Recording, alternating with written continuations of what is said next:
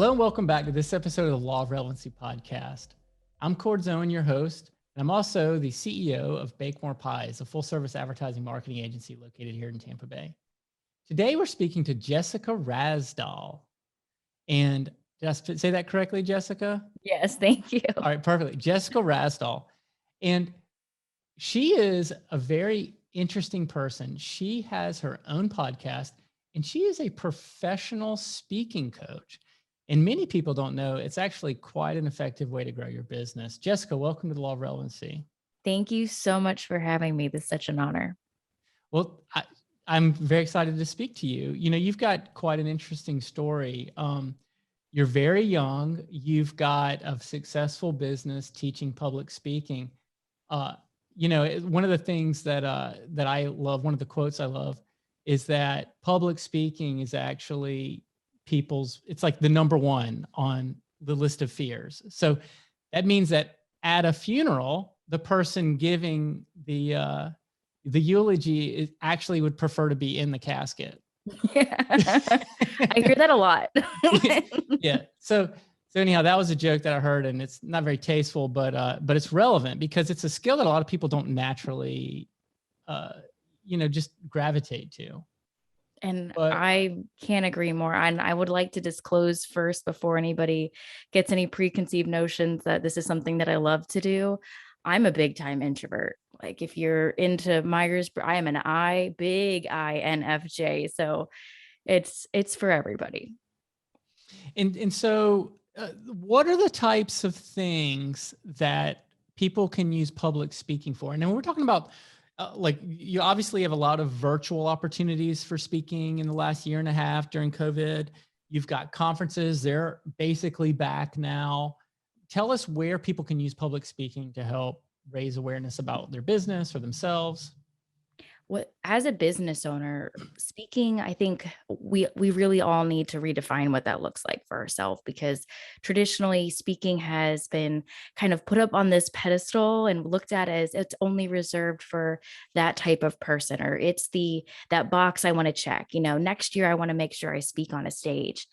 But really, when you can start to look at speaking as the way you show up and leave your audience better than you found them and be the face of your company, the way you start showing up on all platforms becomes more polished and more elevated and more engaging. So I look at speaking as the way you show up on Instagram stories, the way you show up on your YouTube channel, when you're presenting on summits, when you show up on a podcast interview. If you're at a networking event, being able to very quickly and concisely say, this is what I do, I see where you are, and I can get you where you want to be. And I think once you start to see all of these ways that you are showing up and being visible in your business as a presentation, that you're going to see those conversion rates go up very quickly. Well, let's talk about the elements of a presentation. So what are those key parts of an effective presentation? I assume there's actual presentation skills and the way you look, but there's probably also your content. Absolutely. And yes, if we want to go back, this is nothing new. Like this has been going, Aristotle 2,300 years ago said that it's really the ethos, pathos, and logos that someone needs to be persuaded to make a decision. They want to trust us. They want to see the data, and they also emotionally want to connect with us. They want to hear our stories. But when we look at the actual content that you're putting into your presentation, whether that's a quick video you're filming, it's an actual, PowerPoint and formula you have there's 4 key parts that I believe all presentations need in order to be effective. And so often we either jump right into the data and overwhelm our audience and they start scrolling through their phone, or we spend so much time talking about how awesome we are and we kind of turn them off. And instead, if we would just take a second to first figure out, what can I say to get my audience to actually want to listen? Because they don't care about any of the data. They don't care about our ask, none of that, if they're not first engaged. So the very first part of the presentation needs to hook them in, kind of get them to the edge of their seat where they're wondering, do I want to keep listening? And once we've got them there, the next phase of your talk should really be on kind of building a case. Because in your presentation, I'm guessing that you're going to either ask your audience to do something that's uncomfortable or scary for them. You're maybe challenging a belief that they have or inspiring them to do something new, to buy into your cause, to invest in working with you. So, in order to get them to want to make a change or take action, we have to build a case for what it is. So, they may not even be problem aware yet. This is the part of our presentation where we'll share data and stories, maybe client examples and testimonials. But if your audience is human, which they likely are, at this point, there's still going to be some people who feel like, well, that sounds great, but it's not going to be possible for me.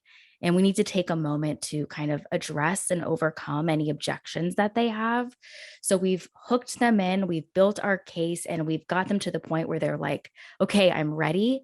And now we want to actually give them value, teach them something, show them steps, help them have a tiny transformation, because that is going to be something that builds trust quickly and gets them ready to want to take more action with you.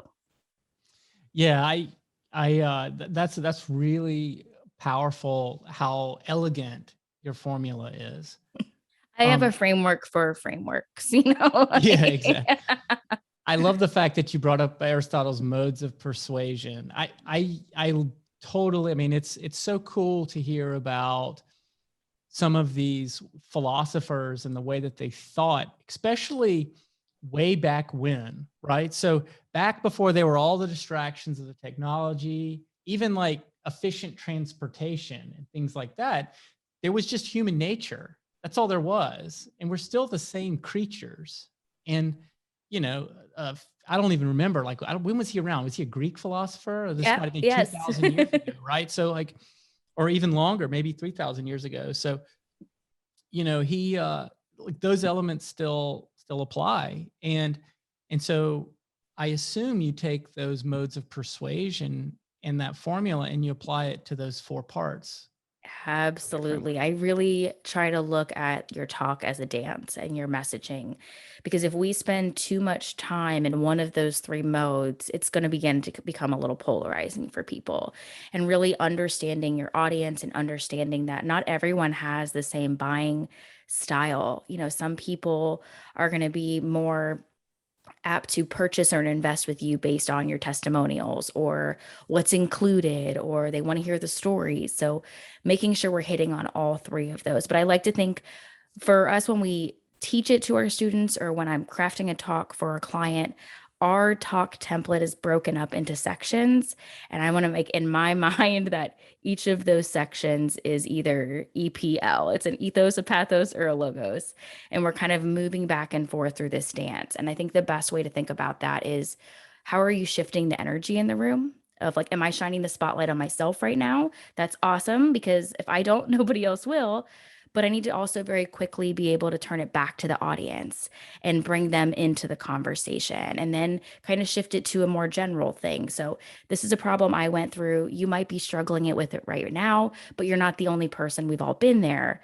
It's such a subtle shift, but it allows you to speak to your audience like people. And so Yeah. often they feel like a number, just another data point, and that's going to be the thing that makes you stand out. Yeah. I really like that approach. You know, the ethos, that trust that you build when you're authentically engaging your audience. But you brought up one thing that is I'm very curious about, and I love hearing about this from other people who enjoy or are good at speaking to audiences. Is what are some tips you can give us on hooking the audience? Like, how do we capture attention and make people pay attention to us in a way that, you know, what are some of your tips? So I tell us some love that. examples. I love that question, because I'm a very, I'm not this big energy, you know, I'm not Tony Robbins dancing on stage. Like, that's never going to happen. But the feedback that I get on my presentations is how smooth and captivating it is. So you don't have to be this big energy in order to be engaging. And if you are that big energy, that's awesome, go for it. But there's a few things that you can do to really pull your audience in. One of the easiest ones is just thoughtful pauses. We're so, like, whenever we speak on a stage, we tend to speed up a lot. like very fast, and it doesn't feel like we're talking fast, but we do. We get nervous, we get anxious, and we kind of start to rush through things. But when we can add in those pauses and give our audience time to reflect or time to kind of recenter, it really helps a lot too. But I always like to think, especially at the very beginning of your presentation, where that's the most important part to get them to actually want to listen. Think about how movies start. Movies don't start with, or how a book starts. They don't start with, here's when the character was born and, move through their life. It usually starts in the middle of an important scene, something that we don't really know what's going on. We're waiting to figure it out, but they jump right into the middle. They leave us with a cliffhanger, and then they back up and kind of give us the backstory. And that's what I strive to do with presentations. I want to start kind of in the middle where they're like, wait a minute, how did you end up here? And then back up and unpack it. That really helps them kind of track with me and want to know more. Well, speaking of that, you didn't always plan to be a public speaking coach, did you? I did not. No, no, no, no. No, I was one of those people who did not want to be on the stage. No, Yeah, speaking for me, it wasn't something that I planned to do or ever aspired to do. It was part of a very sudden story for myself. And I was the college freshman here in Tampa with all the hopes and dreams for my future. I was there on a business scholarship, and I thought I would do what everybody said to do. I would get my degree, I'd get some job in a fancy office, and I'd stay there until I was done. But when I was 18 years old, one Friday night, I was driving home from Tampa with my best friend. And after we were 5 minutes from home, less than a mile from her dorm room, and there was an accident, and Laura was killed on impact. And I nearly lost my own life. And in a matter of moments, I went from worrying about midterms and what I was going to major into, how on earth was I going to look in the mirror every day? How would I ever wash this blood off my hands? And how could I do this without her? I went from being the college scholarship student to the girl who killed her best friend. But I had just graduated from high school months before, and prom was coming up. And I don't know what it was, but something inside of me just told me that I was supposed to go talk to those high school seniors. That I remembered the pre-prom assembly where we were told how far apart we needed to dance and what we could wear, but there was nobody there to really tell us, these are some of the choices that you might make, and here's what could happen. So I reached out to the school that I had just graduated from a few months earlier, and I asked to come speak. I had no idea what I was going to say or what would happen, but that day I got up in front of a room of my peers, and I simply shared the story of what I had done, the decisions we had made, what resulted, and now what I was facing. And I asked them to think of us anytime they were getting ready to put the keys in the car. Nothing happened that year. No kids got in trouble. There was no incident. And I was flooded with phone calls from parents and teachers asking to do more, And for the first time since the accident, I felt like maybe there was a reason that I had made it out of the car, because I could not find that. And I went on a mission to speak to as many young adults, whether that was students and universities or in high schools, as possible. And I spoke to over 15,000 kids in 2 years. It was not the plan that I expected, but in that journey, I saw firsthand the difference that could be made if you were willing to put our nerves to the side and really ask, what does my audience need from me? And if we're willing to get out of our own way and deliver that, lives could be changed. Every presentation, every story needs a twist to really be interesting and to be memorable. And I would imagine that seeing you come and speak to me and the rest of my peers is like 18-year-olds or 17-year-olds. I'd be like, she looks so preppy, like what is she going to talk to me about? And then to have you deliver that speech, like hey, I look like all of you guys, and let me tell you about something that could drastically change your life in an instant. Yeah. And for me, thinking about that hooking process, I walk in and I ask them about their best friend. Do you have one? Are you sitting next to them? And you see them light up and kind of grab each other. And then I get to jump right into the presentation. And it was the same thing as that part there of just being myself and speaking to them friend to friend, but being able to overcome that biggest objection when I asked myself, why would a teenager make a decision that could potentially take their own life, take somebody else's life? Why would they put the keys in the car? And it's always because you never think it's going to happen to you. Never. Right. Like you're somehow untouchable. And so for me, if I could get up there and I could show them, I'm like you, I'm not that person you see in the newspaper, that they could see themselves in our shoes, that's where that connection piece was able to happen. Yeah, that's powerful. Yeah, I mean, I would say that you've probably gone a long way towards reconciling that situation that you were in, You know, through your messages to the young people about. there's nothing I could ever do to change what happened or to bring her back, but I'm never going to stop keeping her memory alive or trying to prevent somebody else from repeating my mistake. Well, that's very honorable of you. Let's move on to some more public speaking techniques.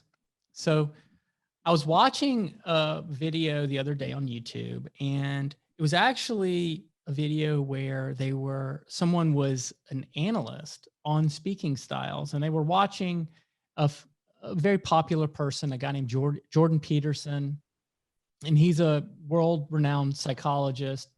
And they were analyzing his lecture style, and he was doing a lot of things that you mentioned, like making sure that after he completes a thought, he packages it with a pause that he might, I don't alliterate. I'm not sure what the word was for using their hands, but he was using his hands in a way that were very helpful to what he was trying to speak about. So if we're talking about the whole thing, you might do something like this. You don't just do this the whole time, right?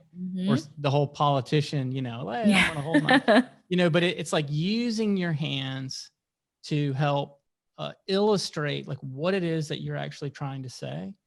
And they gave him a score of like a 10 out of a 10 for being an effective speaker. And I would imagine that's the physical part of speaking. What are some other things that people can do to help make them more comfortable in getting up in front of crowds and telling the stories or the things about their lives, their businesses, or whatever that they need to be thinking about or prepared to do? Yeah, it's always gonna be a little nerve-wracking, always. And if you stop getting a little nervous, maybe you're a little too comfortable and you need to share something a little more risque. But for me, there's nothing that makes you more confident on the stage than knowing your message, knowing your content, Yeah. and being really, really well practiced and rehearsed and delivering it. So, where I see our students struggle is the ones who do the best are the people who stay in a really tight lane and they know, like, this is my area of expertise. I talk about it all day, every day, and I am confident on that stage. It doesn't matter what they ask me, it doesn't matter. I know my stuff. They shine on the stage.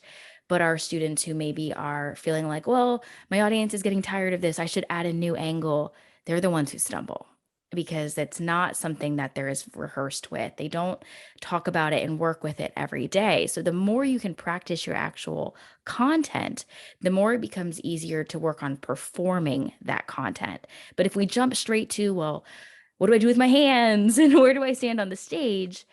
None of that's going to be effective if you don't know what your message is. So I say always focus on getting that content nailed down, knowing what it is that you're sharing about, and then you can think about how can I perform that content? How can I bring movement to help my audience digest it?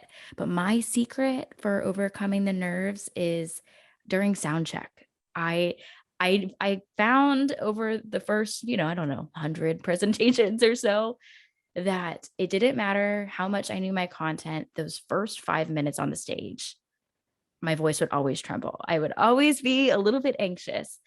So because you walk out on the stage and you're hit with the lights and you can't see the audience, and it would just throw me off.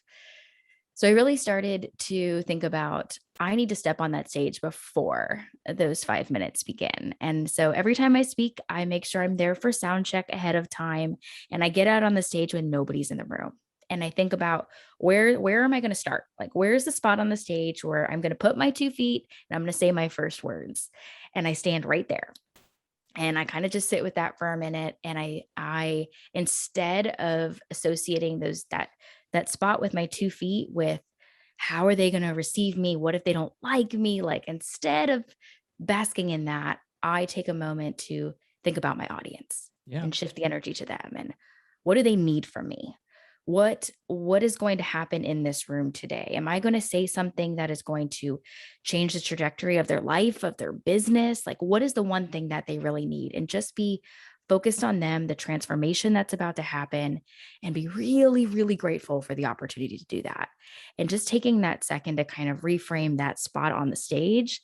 Now, when I go out there with the hot mic and I'm ready to start speaking, I'm in that right frame of mind and my voice no longer trembles. Yeah, well, I can totally see that happening. I really like one of the tips you gave about being an expert in what you're talking about. Mhm. It's actually a trick I use on this show. I speak to experts about lots of things, but I only speak to them about what they're an expert in. I love that. So it almost always goes well because I'm just trying my best to ask them good questions about what they know. And you don't have to have a script. You don't even, really even have to have bullet points, because if you're speaking to someone about something that, or if you're speaking, if as a speaker, if you're speaking about something that backwards and forwards, you can adjust, especially if you read your crowd and say, wow, they really resonated with that, or they thought that was funny. You can go a little deeper, Yes. so And that part there, like, that's what makes you the standout speaker, is being able to adjust your presentation and meet them where they are, because there's there's magic. And think about going to a conference when there's tons of speakers, but that one speaker who can kind of connect the dots for you, the one who will say, oh yeah, when Susie said XYZ yesterday, and they start to bring in everybody's presentations together, they're the ones who you remember the most. They're the ones who closed all the loops for you and they brought it together.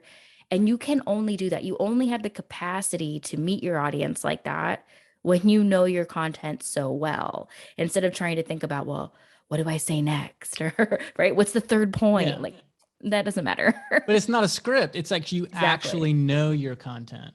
You know the Yes. graphs and things without looking at them. You know what they mean, all of that. And let's now pivot into what you just said about when you're speaking at a conference. So that has got to be one of the most effective ways to get new customers, to be recognized as a leader, to build confidence within a community that you want to be connected to, whether you're career-wise or personally or whatnot. How does that work with what you do with your students? Yes, I'm a huge fan of speaking at conferences. It's how I essentially launched my business. It's how I've stayed booked out. It's how we help our clients. I mean, they're getting 97 to 100% conversion rate speaking on stages. And it's wild. You can't get that with Facebook ads or, with the next lead magnet you put out, or there's magic in that, because you think about, in today's digital world, I could throw up a website tonight and call myself an expert on anything. It's not that hard. I've seen a lot I of people do right? it. You can kind of Right? tell It's they're like, faking it. Yeah, I could say I'm anybody on the internet. sure you And could. people are tired of falling for that. Most people have been maybe burned by somebody who had great marketing, but not a great product or not a great service. And when you're able, like you said, to be that expert and to show that on the stage by not having these calculated points, but just flowing in your zone of genius, the audience sees that and it builds trust so quickly that they're able to say, not only do you know your stuff, but I see how you could help me and I want to hire you. And I think so often as business owners who are wanting to speak at conferences, we get it wrong, and we get it really, really wrong. And the reason for that is we are so focused on recognition, or we might think, I want to be the best, so I need to speak at this concert. I mean, at this conference, not concert. Definitely not going Sing to at catch me that. there. That's for singing. Yeah. Yeah. But for what we do is we start targeting, like, where are my peers? I will say, like, who are the people in my inner circle? What conferences are they at? I'm going to go there. Those people don't impact your bottom line. And instead, we really need to sit down and think, who are my customers? Who are the people who are actively investing to work with me? Where are they hanging out? And go to speak at those conferences. Like, you're not going to catch me speaking at a conference for public speakers, because now I'm just one of 50 speakers talking about speaking. Instead, you're going to find me at a conference for small business owners, for entrepreneurs, for women in leadership who want to be better speakers. Now, I am So the you're the one one speaker expert. Yeah. on that lineup Yeah. who can solve their problem. And I don't have to, fight for a seat at the table. I don't have to shout over anybody else. I can just be there, answer their questions, and support them really well. But we spend so much time trying to stand out in rooms that we don't even need to be in. Yeah, that's a good point.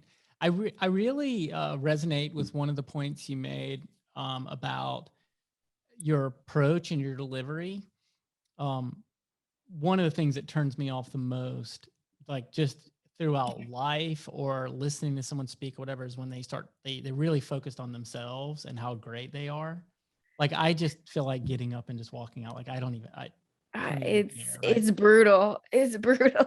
Yeah, it is brutal. And there's so many people on social media that have a expensive car in the background, or like somehow they got into a private airport, and they make it, you think that's their private jet.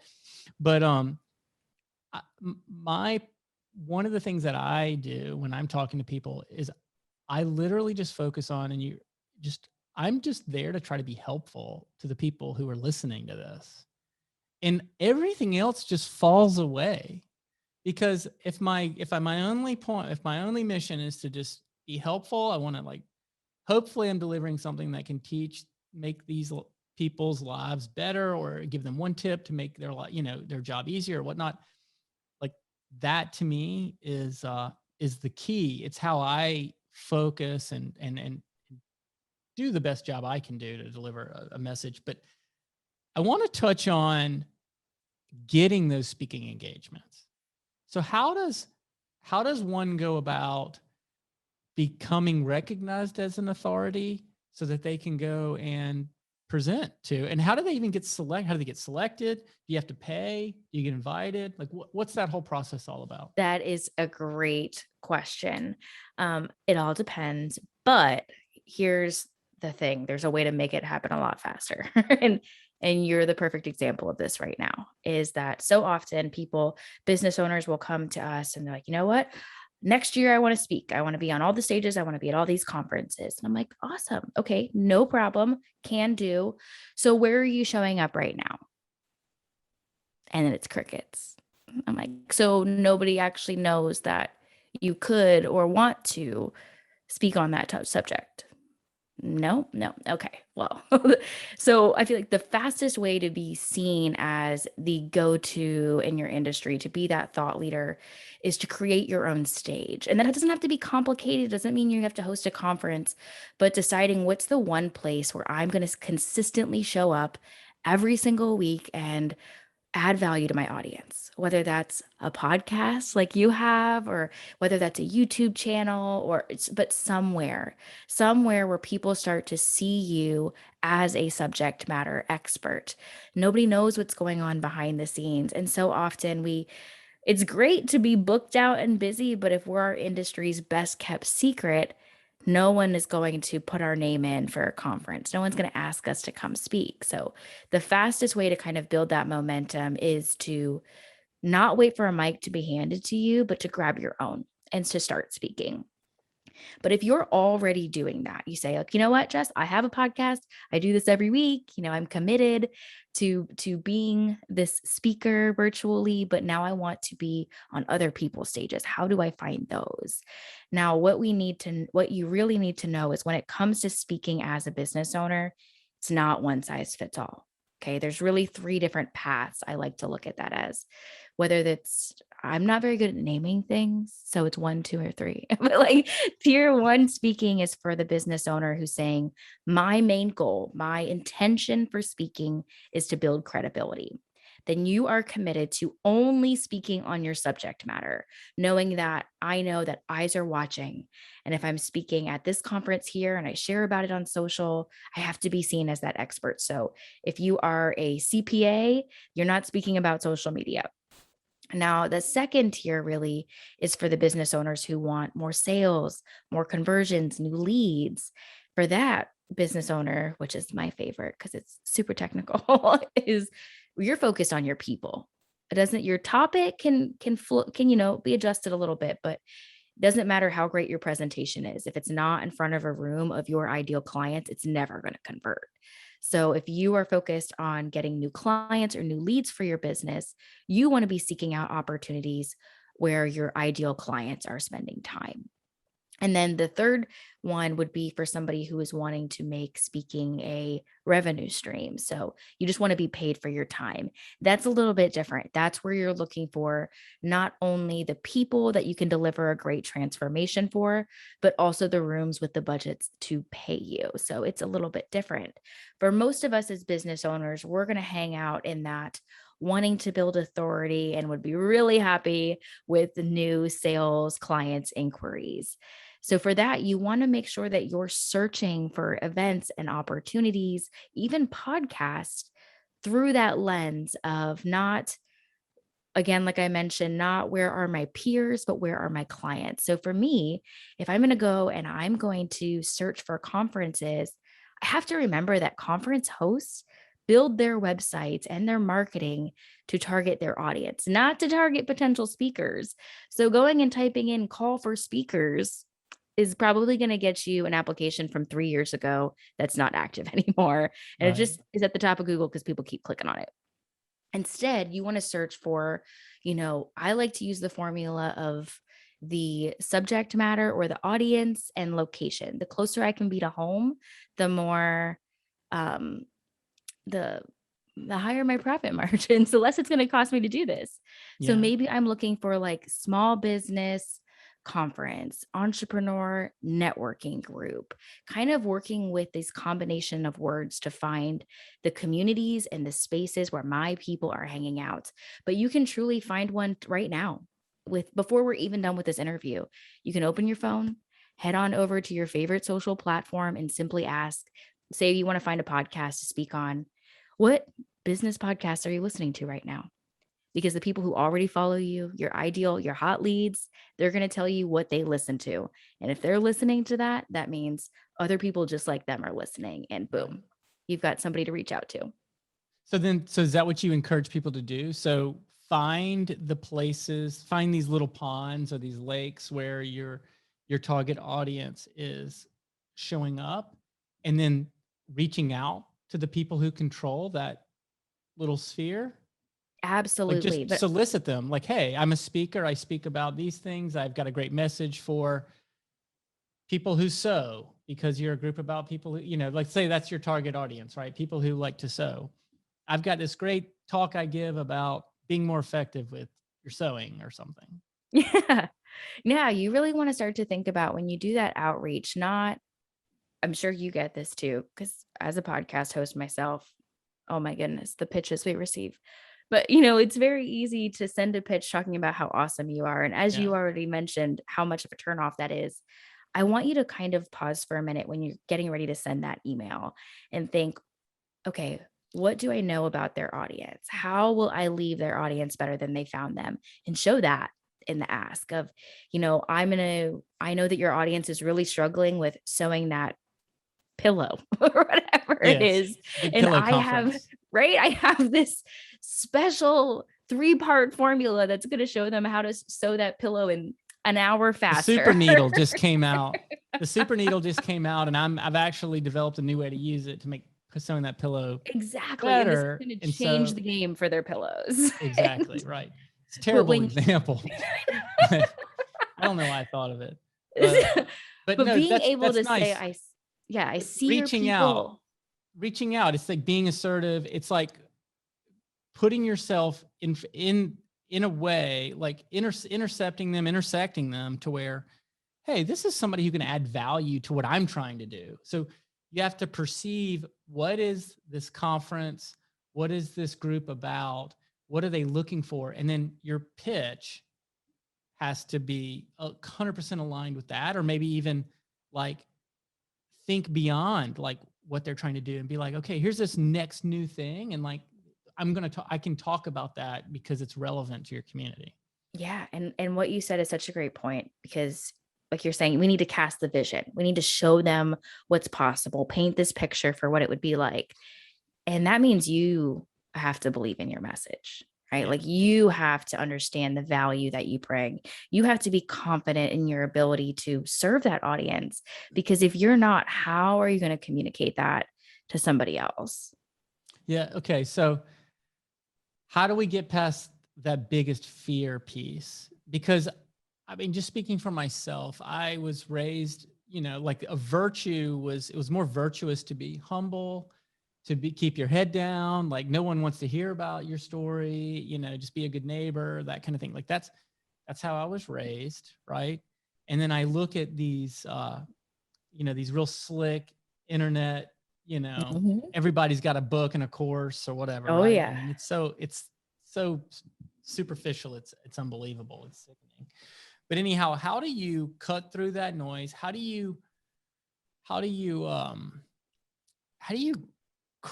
jump over that first hurdle of putting yourself out there? Like, what do you have to do inside yourself to actually take that leap? You have to hit send. You just have to But do I it. think you just have to hit send. No, Yeah, but you just have to do it. the most important part is really not thinking about, it's a huge shift from not, I'm good enough, I have enough followers, I've done enough, my business is successful enough, but really thinking from a place of, how can I help you? How Yeah. can I serve your audience? I want to, and I love to do, like, this is how I see you. Because again, we've talked about that a lot. People feel overlooked and like a number, and calling out, I see the great work that you're doing. And I want to be a part of that. Like, I want to help your people. I want to help your mission. And if you don't genuinely feel that way, please don't send that email. That's not what we're Yeah. doing here. But really thinking from a place, and you can even, I love to close the emails like that. Like, would not a, book me, but would this be of service to your audience? Like, would this help them? Because one, that feels really good to me, but I want them to know, like, that's my focus. If you don't think this topic is going to help your audience, I don't need to come talk about it. But really starting to think about, what's the difference your presentation makes? What's the difference, your knowledge, your experience can make for somebody else? I think back to, when we were starting our businesses, what would we wish somebody would have said to us that would have shortened the learning curve, and being able to turn around and grab someone's hand and lead them forward. It's, Yeah. we get to do that. But when we also look at, again, like you mentioned, the super slick people who do all the things, it's up to us. It's up, if we want that to change, those of us who appreciate and embrace and honor that humility and that service-centered mindset, it's up to us to start grabbing those microphones and changing the narrative. Yeah. I mean, in this is totally anecdotal, but my gut feeling is, for every 10 of those guys, there's 100 people out there looking for somebody who's just authentic, who's just like, please, just could I have somebody just tell me exactly like it is, so that way, I can receive a message that's worth it, and that's my goal every week with this podcast, is just to try to deliver something that is worth listening to. Like, I want people to learn from this. Yes. And that's like our big filter when our team receives a pitch. It's, well, how would this leave our audience better? Not how, we don't care how many followers you have. I don't care how many people are on your newsletter. Like, none of that matters to me. Yeah. I care about my listeners. And if you don't care about them, like, it's just not going to work out. Yeah, for sure. Well, good. Was there any other tips, any parting thoughts to really help us understand how to utilize this technique as a public speaker, as someone who's an authority? Are there any, in conclusion, are there any thoughts that you want to leave us with to really help us make that leap or to be effective doing it? Yes, if you are thinking, maybe I'm ready, maybe I want to start speaking, maybe I'm ready to start showing up a little, I would challenge you that this week, before the end of the week, whenever you hear this, to sit down and write, what are the things that I want to be talking about? Like, what are those core messages? If somebody asked me to speak today, I want to be ready to respond and say, yes, like this is the thing I can speak on. Or if you see an application or an opportunity, instead of bookmarking it and saving it for never, to instead fill it out and hit send. It's very hard to get started or to build momentum with speaking if we're not clear on what we talk about and the difference that message makes. So I would challenge you to put it on a post-it note. This is my topic. This is how it serves my audience, maybe even who that audience is, and slap that sucker right by your computer. That way, when there is an opportunity or when you're seeking them, you can stay focused on the people you're called to serve, that message you're going to deliver, and the difference it will make. When we make those little shifts away from, am I good enough to speak, to, what if I don't? Like, that was the big thing for me in the beginning. My story was not an easy one to share. I did not enjoy it. I didn't want to get on those stages. And it would have been really easy for me to say, well, I'm not doing that today. But really starting to think, well, what if I don't? Like, what if I don't share this message? Then what happens? And I would challenge you to kind of think through that lens. Like, who am I leaving out there to these slick people, right? Like, when I could be there and be that person in their corner. So, what if you don't? That's great advice. And I'm sure people who listen to this show are going to want to learn more from you. You've been amazing because, you really do practice what you preach. I really, really like it. And I would imagine, I mean, we've done this whole interview and you haven't for the one time said, hey, yeah, call me, check out my website or whatever. So here's your opportunity.